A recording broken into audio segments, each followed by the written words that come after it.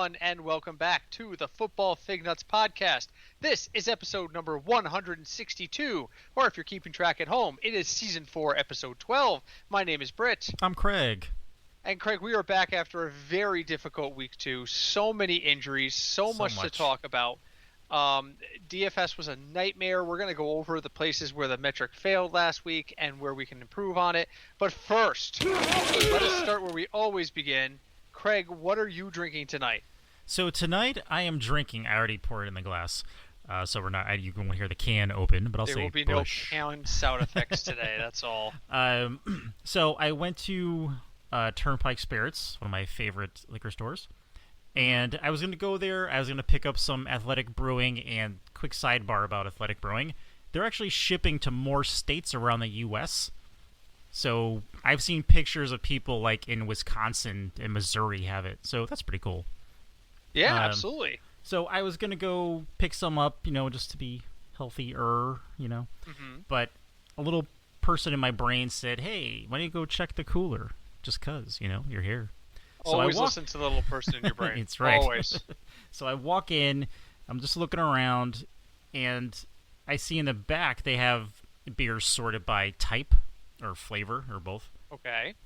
So I look, and there are 2 shelves, or one whole shelf, of pumpkin beer. So I'm like, you know what? I'm going to check this out because, I'll always try a new pumpkin beer. So I'm looking around, and I found out that Captain Lawrence, which I never knew they did this, Captain Lawrence makes a pumpkin ale called Autumn Blaze. Nice. Yes. Very nice. So how is it? So I already poured it in glass. It's very light. It's a very amber color. You can see through it. Mm-hmm. The nose on it is very subtle, and I'll take a little sip here. All right. See how we go here. It's definitely very light. The spices on it come on the back end of it, so you get some cinnamon, a little bit of nutmeg. It's not really I would say it's not like a pumpkin pie flavor. It's much more subtle than that. So it's not like the pumpkin stuff. It's not even like Shipyard. How Shipyard has that sweeter flavor. Wow, that is subtle then. So this is. I feel like Shipyard is like the baseline. Yeah. So this is even subtler than that, but it's very good. Very easy to drink. Excellent. I am drinking diet soda, because I am still under a doctor's supervision, and if I have a beer tonight, then that means I can't eat anything but lettuce for the next 3 days. So, in an effort to not have lettuce, I am drinking diet soda. So much to talk about tonight, so let's just jump right in. Craig, let's start with Burning Hot Take. What have you got for me tonight? So, my question to you is NFL doctors. Oh, yeah, I know where we're going with this. So, as you probably heard over this past Sunday, the Chargers had to suddenly switch to their rookie quarterback, Mr. Herbert. Herbert, I believe. Had to switch to him because Tyrod Taylor, they said, hurt his chest in pregame, so he could not play. And there's a video of him. He's sitting on the bench. He's clearly not comfortable at all. Mm-hmm. And I have to say, for a rookie, starting unexpectedly, he did pretty well, actually. Yeah, they almost won that game. He did not cost them that game. The Chiefs, the Chargers defense is what cost them that game. Yeah, I mean your kicker kicked 3 56-yard field goals in a row. Yeah. And the bottom line is the Chargers ran an unsustainable defensive formation and approach. Yeah, you can rush Patrick Mahomes and make him uncomfortable. You can't do it every play for 4 quarters. It's just not sustainable. Yeah. And that's really what cost them that game, was that they burnt out near the end, because the Chiefs offense hasn't looked good this year. No, they looked in either game. That I watched most of that game. The Chiefs just looked flat, just like flat. That's the right word. That's absolutely the right word.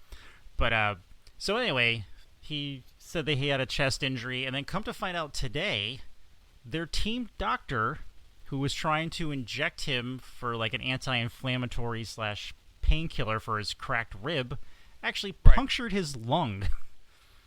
That took me totally off guard. I realize medical things happen, and people are people, but I was not expecting to see that like at an NFL level. You would expect the team doctor to be more skilled than that. I mean, but you're talking about matter of millimeters sometimes in those things. So, I understand why it could happen. It still shouldn't happen, but I can understand how it might. I mean, the big thing is Herbert's going to be okay. He's already been named the starter for Week 3, so I hope to see Tyrod back there soon. Does the doctor have a job after this? I would be shocked if the Chargers didn't have a conversation with him about it also depends on the loyalty that they have to this guy. Has he been there forever? Is he somehow related to the franchise kind of thing? If the answer to those questions are not really, then it's possible. I wouldn't be shocked if they changed providers. But, you got to wait and see how those things go. I mean, it's not like as long as it's not James Woods from what was that, Any Given Sunday where he was handing out the opioids. Oh, yeah. As long as James Woods is not your team doctor, I think you can work through this. That was an entertaining movie. That movie was wild. It didn't age well, but man, was it wild in its day. So, okay. So my question for you is not on my screen. Where did it go? Oh, okay. So the Giants had so the injury bug was massive this week. We lost so many people. Mm-hmm. We lost Saquon. We lost Christian McCaffrey. Saquon is done for the year. We lost McCaffrey for about 4 to 6 weeks. Devontae Adams had to leave, although now they're saying he's going to play in Week 3. Somebody had a concussion. Who had a concussion? Sammy Watkins had a concussion. Not that Sammy Watkins is a major loss on anything. Nick Bosa's done for the year. Yep. But the Saquon injury seems to be the one that's looming largest right now. The Giants have formally signed Devontae Freeman, and he did practice today. He is out of the COVID protocols, and he did practice today. There is a chance he will play Sunday. Mm-hmm. Craig, Freeman to the Giants. Fantasy must add or fantasy don't add? It depends on your situation. So if you're in a situation like me and 5 of your draft picks are now questionable, with one of them being out, he's probably somebody. Excuse me. He's probably somebody you're going to want to pick up. I think it really also depends on your league setup too. If you have IR spots that you can utilize, you don't have to drop a guy. Then yeah. Yeah, that's true. That is true too. I'm not touching him. I have Dion Lewis in a couple of places. I had 2 shares of Saquon Barkley across 6 leagues. Penn State running backs. Dion Lewis. What's that? Penn State running backs. Here we go with the Penn State running. That was a freak injury. That could have happened to anybody running anywhere. I mean, you can't see when it happened, but you can see when he steps differently. It was like the first step that I knew something was wrong was a step before contact. The step before the defender contacted him, if you go back and watch it, he plants his leg and the knee wobbles. Like it wasn't steady. And I was like, uh-oh, something happened on the previous step. Now, I have never had to have surgery on any of the ligaments in my knee, but I sprained my left knee to the point where I couldn't walk about 2015, so about 5 years ago. Actually, it's right around this time 5 years ago because it was at the end of the minor league baseball season that it happened. So I know that those things are uncomfortable, but I don't see Devontae Freeman being a contributor to this team. And first, and not to mention, I talked about how I expected the Giants to improve, and we were going to see massive improvements out of Daniel Jones. We haven't seen it. Daniel Jones has like maybe 2 more weeks in the get well department before I'm like, nope, I was wrong about Daniel Jones. I was wrong about the Giants. It doesn't, I thought that we were going to see a step forward for them this year in a weakened division. Philly's exactly who we thought they were. Washington's exactly who we thought they were. Dallas doesn't know who they are yet. But I mean, Dallas had that big comeback this week. That's uplifting. People save their jobs, no question. But I'm disappointed so far with the Giants, and Daniel Jones is making me look bad. So, all right, what else you got for me tonight? Let go. So quick inside baseball, folks. We had some technical difficulties before, so we both had to restart. Oh my God. my computer is a nightmare right now, and this is not a good time to be Brit. I can't have a beer. My computer is malfunctioning left and right. Not good. My team doesn't look good. So, no. Well, then you know what? Why don't we just instead of a third question tonight, why don't we just pay brief tribute to Gale Sayers? We lost Gale Sayers today. 73 years old.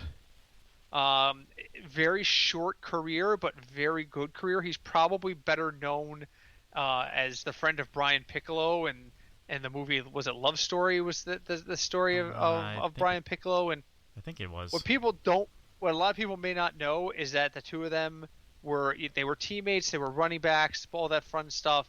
They would be considered in competition for playing time and all that things. When Sayers hurt I think it was his knee really badly the first time, it was Brian Piccolo who was like, "No, man, you don't retire. You can come back." And he had 1,400 yards the next season. And he's given this uplifting message to a guy while he's dealing with cancer himself. So, and Sayers talked a lot about him, and everything I've heard was that he was a class act and one of the greats. Just could have played longer and just wasn't able to. So, best of wishes to his family and everything. It's sad. It's sad when a lot of the guys that came right before you and I, or while we were getting into football, they're getting pretty old. Yeah, they're getting pretty old out there. Kind of scary.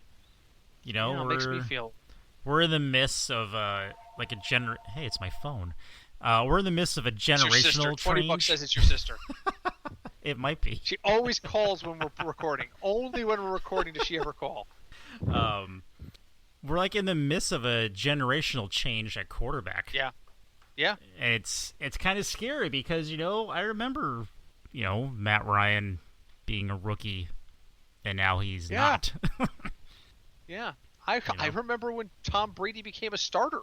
I remember that too. Thousands of years ago, and we all thought that was the end of the Patriots' best chance at a championship, and man, we were wrong about that. That was I think it was the Jets' fault. They hurt Bledsoe. Always the freaking Jets. Always a freak. I'm playing. I've been playing a lot of Retro Bowl on my phone. Yeah. And I've won multiple titles with every team I've taken on except the New York Jets. I cannot get past the first round of the playoffs with this team. I have a 5-star offense, a 5-star defense. My quarterback throws 3 picks a year. He threw 4 in the playoff game against Miami in Retro Bowl, and I lost that game 35-30. I was like, you've got to be freaking kidding me. What's crazy, but I actually took over the Jets, and I had to actually cut people because it just wasn't working. It wasn't working. When I took them over, absolutely. I kept some players, and I probably shouldn't have. I should have started over. I usually clean house, and anybody who's under 3 stars is gone. when I come in, I clean house. It usually takes me a year or two to rebuild. But yeah, I mean, my quarterback was 3 or 4 stars. I think he was 4.5 stars, and he threw 4 picks, and I traded him during the offseason. I traded him, and they were like, "Oh, we'll give you a 2nd-round pick." I said, "I'll take a bag of chips." I'll take a bag of chips. I'm going to start brand new. This guy was bad. It's just terrible. Seriously, folks, if you like video game football, check out Retro Bowl. It's worth the $1. Yeah, seriously, it's worth the $1 or $2 that it costs. So, all right. So upward and onward. Let's talk about let's do America's favorite game. Okay. Let's get into that. Let's just move that right along. So, I'm looking at the over/under odds for Week 3. According to everything I know, I am looking at the proper matchups this week. So last week that was a problem. There are no games under 40. So we are not going to play that. The worst over/under total of the week is 49ers at Giants, and that's 41.5. Wow. So there are no obvious avoids this year. And the only reason that game's 41.5 is because Garoppolo is probably not going to play. Can you Saquon is gone. If you're the 49ers, do you want to play in New York again? Well, they've expressed concern about the turf, and the league is looking at the turf. I liked Joe Judge's response to that, by the way. When somebody asked the Giants coach, Joe Judge, about it the other day, he was like, "Well, I don't know. We did an entire preseason on it. Nobody got hurt. We played a game on it. Nobody got hurt." He basically was saying, 49ers, blame thyself. I guess he has a point. Listen, you know what? Maybe the problem is that preparing on grass and turf are that different. And if you're not prepared for the shift, it can be a pain in the ass. Now, granted, these guys are professionals. It's not anybody's first time on turf. True. But still, I don't like blaming field conditions because that's like the Mets have 75 injuries every year. I've been saying for the last 10 years or so, well, probably the last 5 years, since the last time they were in the World Series, I've been saying the entire time we need to change trainers. the career of what's his name? Captain Eyebrows, my wife calls him. Oh, the guy who's always hurt for us, but hits home runs when he's not hurt. The outfielder. Who's that guy? Baseball edition. Whoever that guy. Cinch would know. Yeah, he's constantly hurt. I'm like, we need to fire the trainer. That's not anything. That's the trainer's responsibility to keep those guys healthy. So I'm not. So yeah. So Niners at Giants is a mash unit, and it's 41.5 over under. So I have four games on the docket that are at least 51 points or more. As a matter of fact, the lowest of these four is 52.5. Okay. Give me the 4 games with 3 strikes. Give me the 4 games that Vegas is saying are going to be high scoring and therefore we should pay attention to for fantasy. It being Vegas, I'm just going to start with the Chiefs and Ravens. Chiefs-Ravens is 54, which is not the highest over-under. The Ravens are 3.5 point underdogs. No, favorites. 3.5 point favorites. Listen to me carefully. Put the deed to your house back in the desk. Take all your available money and bet it on the Ravens. The Ravens are at home against a Chiefs team that does not look like it understands how to play defense anymore. I read one statistic where they actually have been giving up a 100% catch rate to tight ends in the 2 games this year. If the tight end didn't catch the ball, it wasn't catchable. That's it. If every single time a ball is catchable and the fans near a tight end, they're catching it, your defense is screwing up. The Chiefs aren't alone in that. I mean, I don't know if anybody's else is 100%, but we all saw that Philadelphia can't stop a tight end. We know that Jacksonville has been giving up massive points to tight end. So we're going to talk about that when we get to the metric. But, the Ravens giving 3.5 at home. I'll take the Ravens. Yeah. I'll take the Ravens. I think this is the first loss of the year for the Chiefs. And Chiefs have not looked good. And the Ravens' defense is better than the Chargers. So yes. I mean, if you want to sit there and say the Chiefs and Kansas City and Baltimore both have somewhat even offenses, that their weaknesses balance out, okay, great. Defenses are miles apart. The Ravens and the Chiefs defenses. So I'm going to take the Ravens all day long. So, but yeah, that game should have a lot of offense in it. I think pretty much every starter, every top line guy on both sides of the ball. So Mahomes, Hill, Hilaire, Kelsey, Jackson. I don't know which running back is the number 1 running back in Baltimore. Pick one. Marquise Brown is definitely usable this week, and Mark Andrews might be a must start in most formats. So I mean they're catching everything that's thrown their way. So all right, so that's one. You got the first one right. I got 3 more on the board. 3 more. Let's see. Let's go Saints Packers. Saints Packers is the other one. 52.5. That's the lowest of the 4. So we're gonna get Devontae Adams back. Green Bay has been on an offensive roll. New Orleans defense doesn't look like it knows what it's doing. I'm worried about the Saints offense. Drew Brees looks really old suddenly.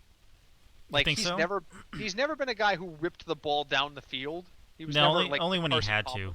Yeah, only when he had to. But I don't know, his passing. He looks like. I mean, I saw a couple of the times he tried to hit Jared Cook the other day, and he just looked a little off. I mean, I'm still going to use guys in that game. I think Jared Cook is going to be a sneaky start too. I'm looking at a lot of tight ends this week, and Kamara is always a must start. But I think there's a lot of guys you can use in that game. So, all right, 2 more. Right, let's see. 2 for 2 so far. Can you sweep the board? I don't even want to do this one, but because of the offense, maybe Rams Bills. Rams Bills. Where are you on my list? No, 48. Ooh. 48. All right, let's go. That's strike 1. That is strike 1. Let's go. Raiders Patriots. It's gonna be strike 2. Raiders and Patriots is a 47.5. Ooh, that's on the lower side. I think it's because it's at New England. The Raiders offense looked good the other night, like scary good. Like the Raiders could make some noise if Derek Carr turns out to be who Derek Carr was supposed to be. So that's strike 2. There's 2 on the board. You got 1 strike left. In your defense, a lot of these are close. I don't know about these. These are rough. A lot of them are close. Bears Falcons. That's going to be strike 3, although I like that pick too. That's a 48, unfortunately. So the ones you missed. Lions at Cardinals is a 55. Really? Well, because Stafford throws the ball everywhere, so Matt Stafford is usable, but he's going to hit 7 different guys, so I don't know if you can use any of them. And the Cardinals' offense has been rolling. Kyler Murray has been good. Kenyon Drake has been good. Christian Kirk hasn't been so good. I thought he was going to be better. But, I mean, it's just the Cardinals just feel like they're rolling right now, and they're putting up points.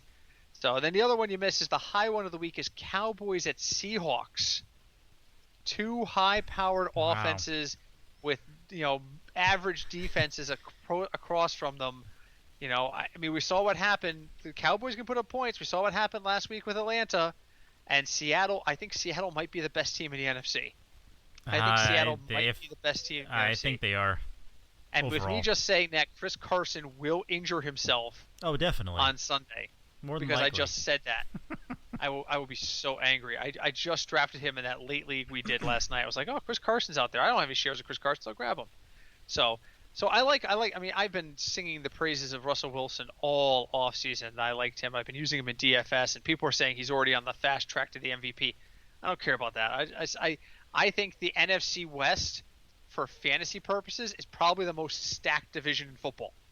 The Cardinals, the Seahawks, the Rams, somebody else is out there. The 49ers when they're not broken. The 49ers when they weren't broken. Now the 49ers are broken. Okay, we can kind of shrug them off for a little bit. But the other 3 teams, I mean, whew. I saw one article on NFL.com today where somebody is speculating all 4 of those teams could make the playoffs because don't forget we have 3 wild cards now. That's right. We have the extra wild card because everybody but I think that division is going to beat up on each other. It's going to be a black and blue kind of division. Like the old AFC, like the old NFC Central, the Norris division, as they used to like to call it on ESPN. And now the Vikings are lost and sad. The Vikings are lost and sad, but those teams were really good. I mean, there were years the Vikings were 10-6 and didn't make the playoffs because the Packers and Bears were good. Yeah. And vice versa. So I mean, something to be said. So all right, let's talk about the metric. Let's start with our failings last week.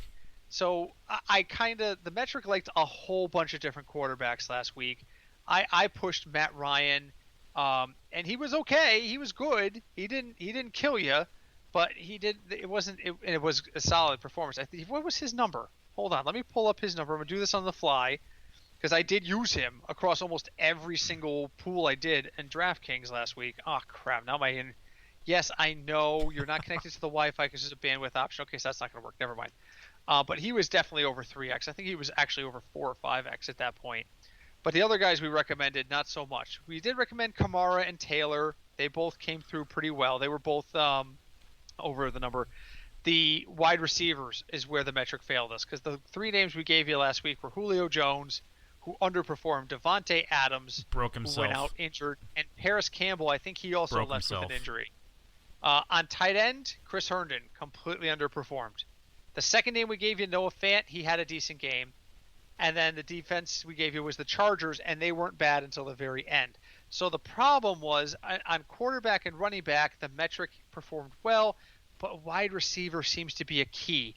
At one point, I texted Craig a picture of my lineup. I was like 5 or 6 positions out of the money, and I just sent him a picture of Julio Jones, Devontae Adams, and Chris Herndon stinking up the middle of my lineup. Yep. And I said, this is why I'm not going to win any money this week. Those guys underperformed a little bit. Are we done with Julio Jones at this point? Are we just going to ignore his presence in the metric? Yeah, I think he needs to be there just for the numbers reasons, but I might be off. Skip? I might be off the Julio train for a little bit just to. Is he the new Jack Doyle? Is he the Jack Doyle of the wide receivers? When his name comes across our screen, we sit there and go, no. The Blake Bortles? Hey, Blake Bortles, he actually went to Denver to talk to the coaches. Right starts in 2 weeks. Starts in 2 weeks. You watch. Right now I'm going to say hi to Deb because she hates when I do the Blake Bortles voice. Hi, Deb. For those who don't know, that's a very bad Tony Sincata impression. When Blake Bortles was up and coming, Tony Sincata used to have his own hour. He used to call the Fantasy Funhouse. I'm pretty sure he was drunk or high through most of it. On Sirius XM, it was an hour between 2 shows, and they were like, "Somebody needs to fill this." And he was like, "I could do it." But Blake Bortles, he loved Blake Bortles. People would call him all day long and ask about Blake Bortles. I don't know who to start. I've got Aaron Rodgers and Tom Brady. You're going to drop them both and pick up Blake Bortles. Hey, Blake Bortles won a playoff game. Blake Bortles is so good, he needs 2 roster spots. So you're going to drop both Rodgers and Brady. You're going to pick up Blake Bortles. You're welcome. And you go to the next call. It would be like, so that's a tribute to him. So I apologize. That's just really bad. I'm still trying to get the actual numbers from last week up. But let's start moving on to this week. Why is this week not open? There it is. Okay, this week is open. Here we go. So this week, there is not. So one of the things we did with the metric is we started integrating more probability into it. So inside of the metric itself, there's actually more disagreement. That sounds stupid, but it's just because I'm using more input than I have in the past before I make my final calculations on what I think projected points are going to be, and that has sorely kind of thrown the metric for a loop. So, is this loading now? Do I have the actual numbers from last week? Okay, here we go. Matt Ryan got you 28.5 points with a salary of 6,600. Okay, that's not quite 5x, but that's 4x. Kamara was 38 points at 7,800, so that's 5x. So there you go. Kamara and Ryan came through for you. Taylor was 5,700. He scored 22 points. That's 4x. Devontae Adams, 6.6. Yeah, well, Leo Jones, 4.4. Yeah, Paris Campbell, 0.7. Chris Herndon, 1.5. Paris Campbell is out indefinitely. Oh, that's yeah. He's on the IR according to DraftKings. DraftKings says he's now on the IR. Bad.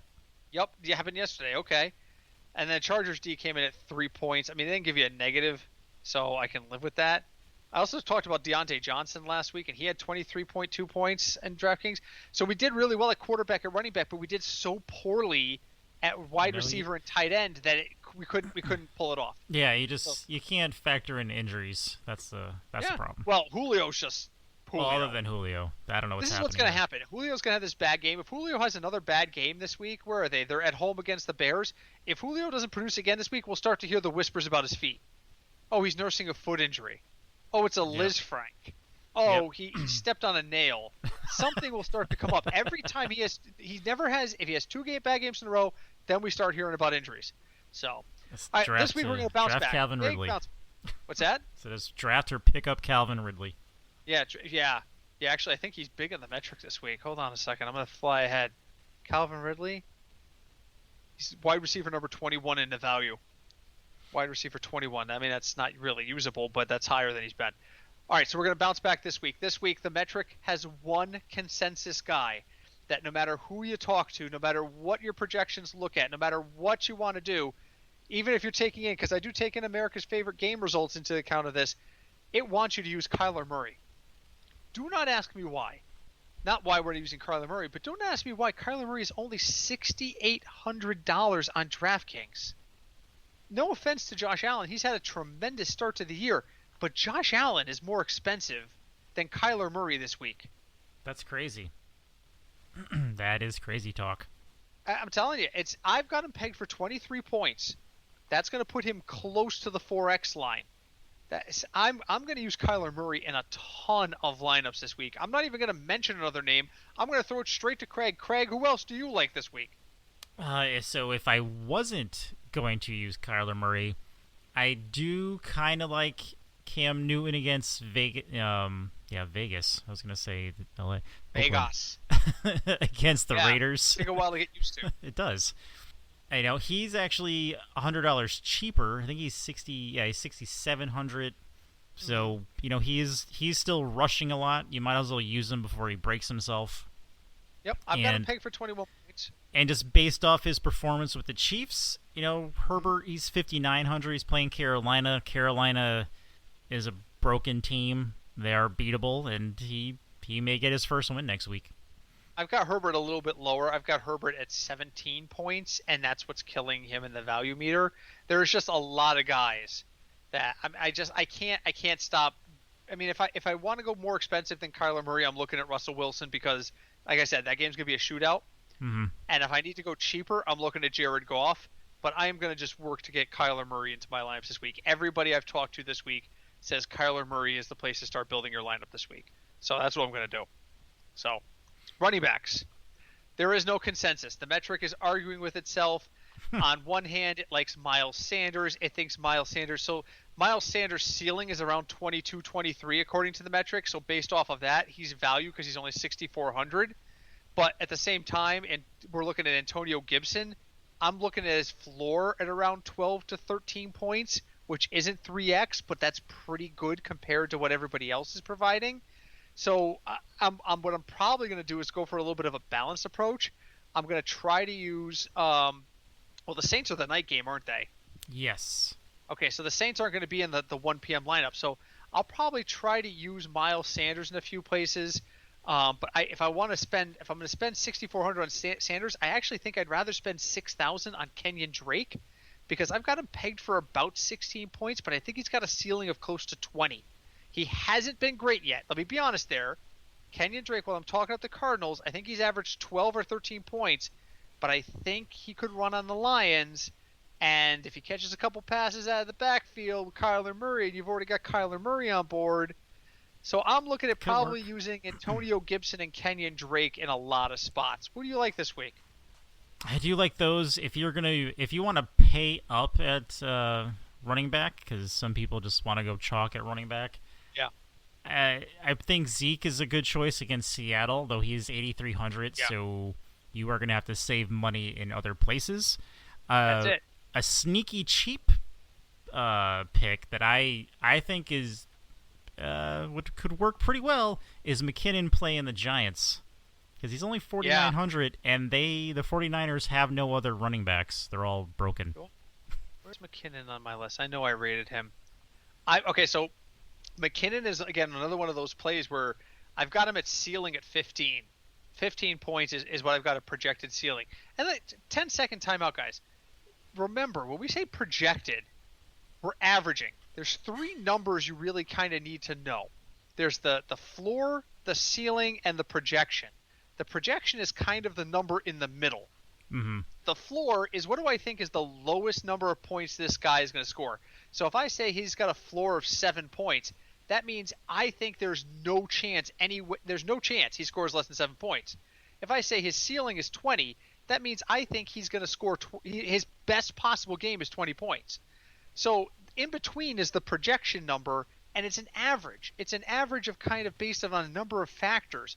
So, take, for example, McKinnon's a great example of this. McKinnon's floor is about 7 points. McKinnon's ceiling is probably about, about 15, 16 points. I've got him pegged for about 10. At 10 points, he's not value. At 15 points, he is. So, again, the matchup comes into play, and that's what Craig is saying. McKinnon could go really well against the Giants, particularly if they're going to be focusing on the run because of Garoppolo's injury.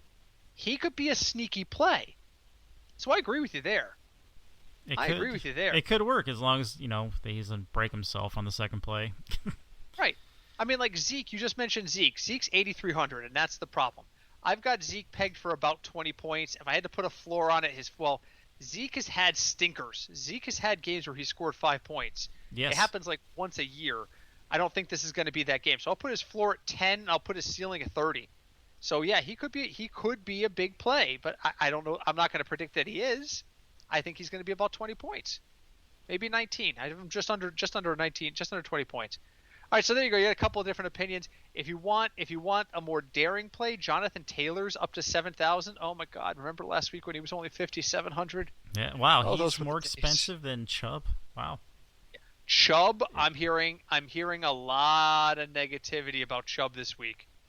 Don't ask me why, but they're saying that Washington is going to corral Chubb. I haven't looked at those numbers because I don't care enough about Nick Chubb to care if he's if I put the numbers in the metric says it's a low value play, I move on. Speaking of moving on, let's talk about wide receivers where we got screwed last week. And again, the metric is still in a disagreement with itself about this. So the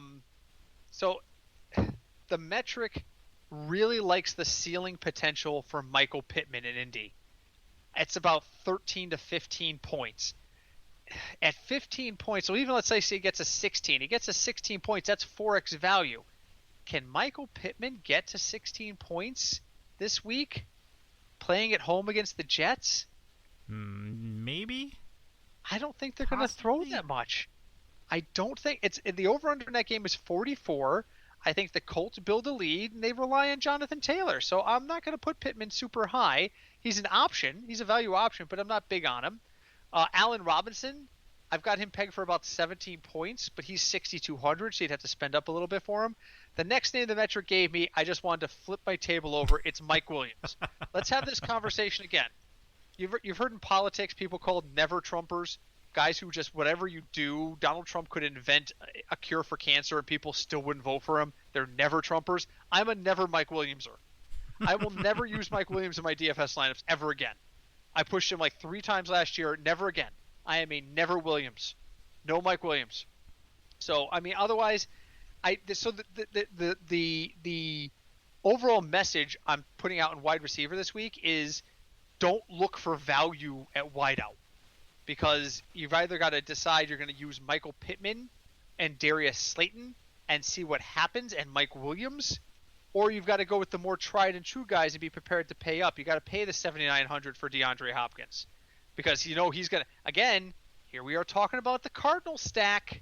Here it is. It's starting to evolve, but you're going to have to pay down somewhere else. I don't know where that's going to be. So wide receiver, who do you like this week?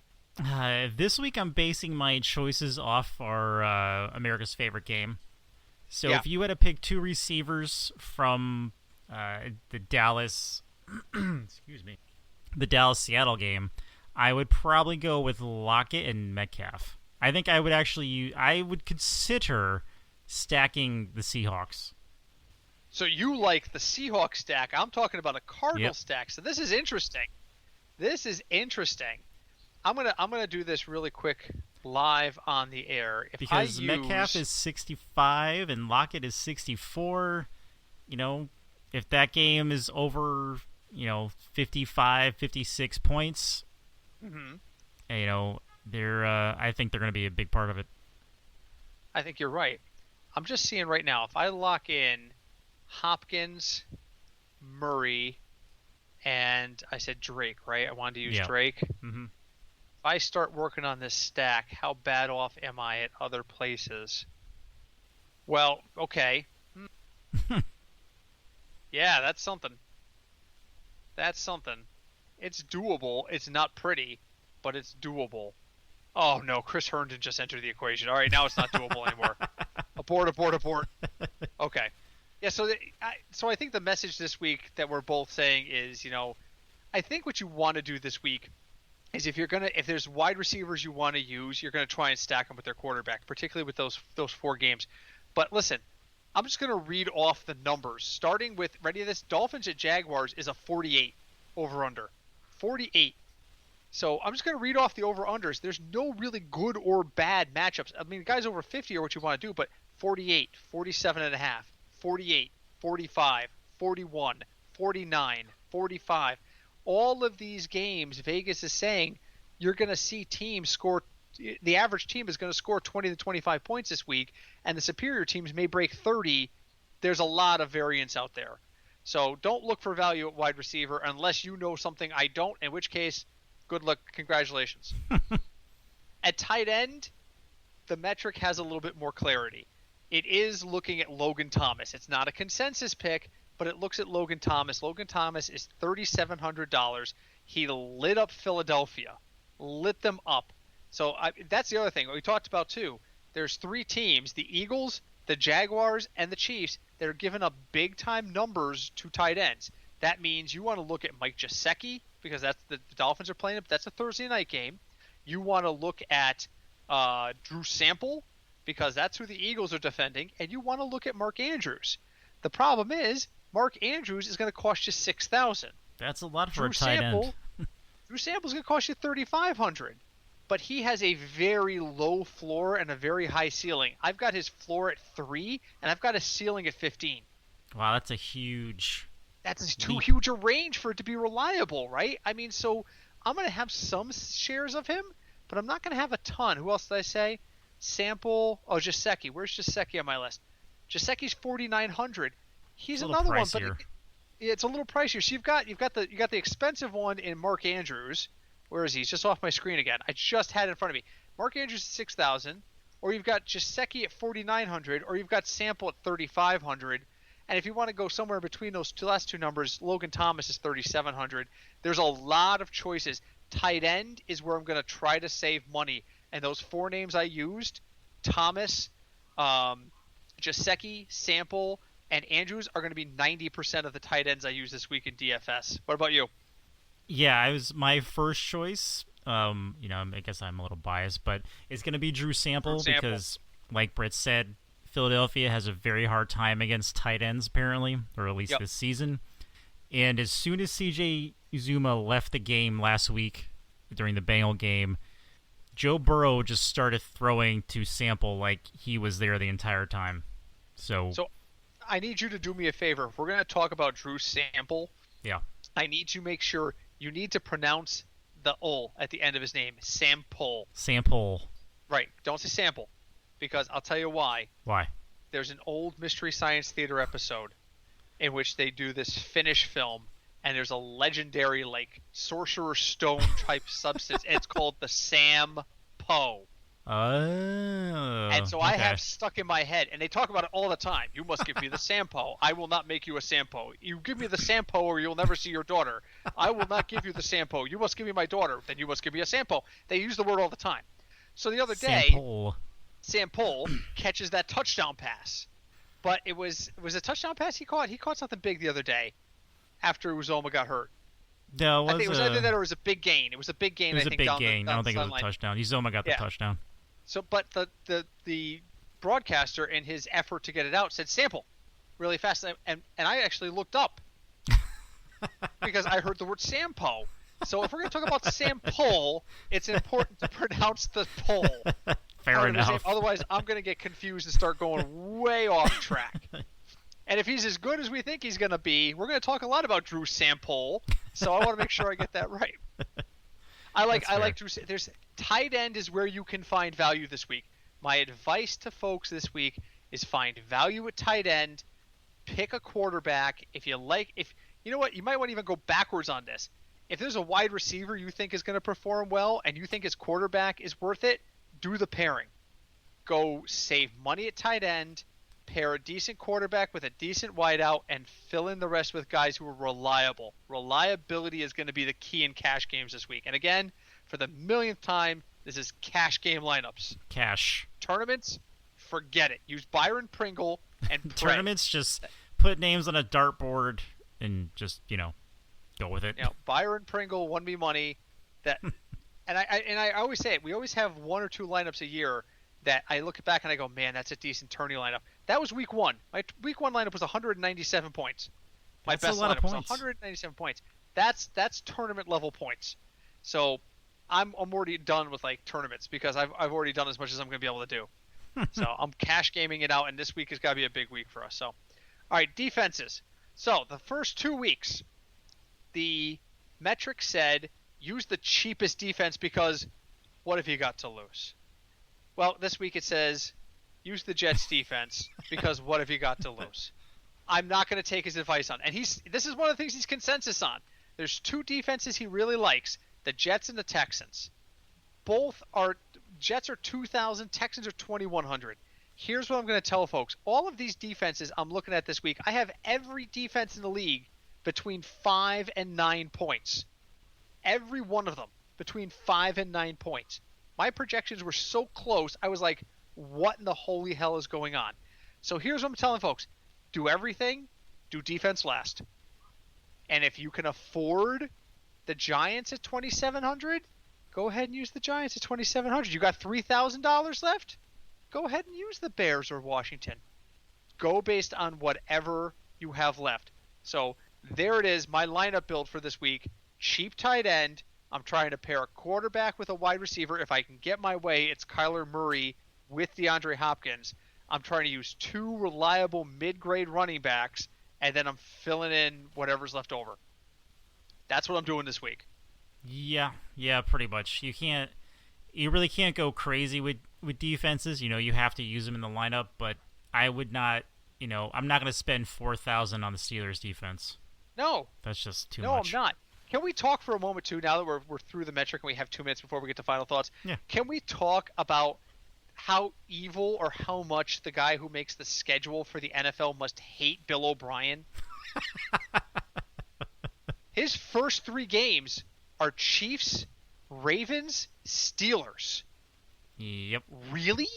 I guess he does not like, or they do not like Bill O'Brien's GM tactics, I suppose. And 2 of them are on the road. They played at Kansas City, and they're going to play at Pittsburgh this week. Really? Yeah. The least. I feel like, and I think the Guru said it this morning on Sirius XM too. He said that there's going to come a time where Houston's going to finally get rid of Bill O'Brien. They're going to finally figure out Bill O'Brien doesn't know what he's doing. I'm like, I've been saying that for over a year now. Thank you. How long has he been the GM officially? 2 years or 1 year? I think technically, I think this year. I think after the playoff loss to the Chiefs, they boosted him to like director of player personnel, but he was making the trades before that. He was like assistant GM or something like that, but full control was this year, right before he traded away, for David Johnson. Not everyone's Bill Parcells. So here you go. Toss up question before we go to final thoughts. Yeah. First one fired. Adam Gase or Bill O'Brien? I'm gonna say Gase only because they would have to replace more within Houston if they fire Bill O'Brien. So let me ask this: what coach? There's got a ton of coaches on the hot seat already. Gase's seat is probably the hottest of anybody's. Does Adam Gase survive? Is Adam Gase the first coach fired this season? Do we have any midseason firings? Is it him? At the current way the Jets are going. Because even, I said this in the offseason, preseason, well, the pseudo preseason. If you look at the Jets on paper, they have a ton of talent on their team. That was a lot of tease. But yeah, they're just not. I know people are injured. People are injured everywhere, but they're just, I don't know, they're just not clicking. And Adam Gase was supposed to be this quarterback whisperer. And you look at, like, Darnold has flashes of, like, greatness of how he was in college. And now, I don't know. It's not working.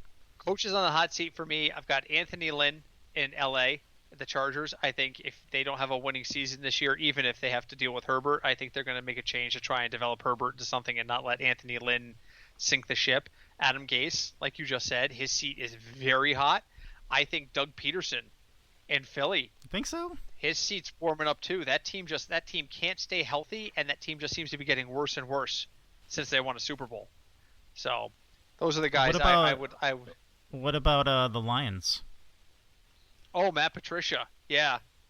I mean, I think his seat's very warm too. The Lions before Matt Patricia, their coach went 9-7 and he got fired. Yep. And Matt hasn't won a lot of games since he's been there. He won 9 games total in his 3 years there. I don't think he has yet. So, anyway, all right. Final thoughts, Craig. What do you got for me to close out the week? Final thoughts. I know after last week, it's going to be a rough fantasy season.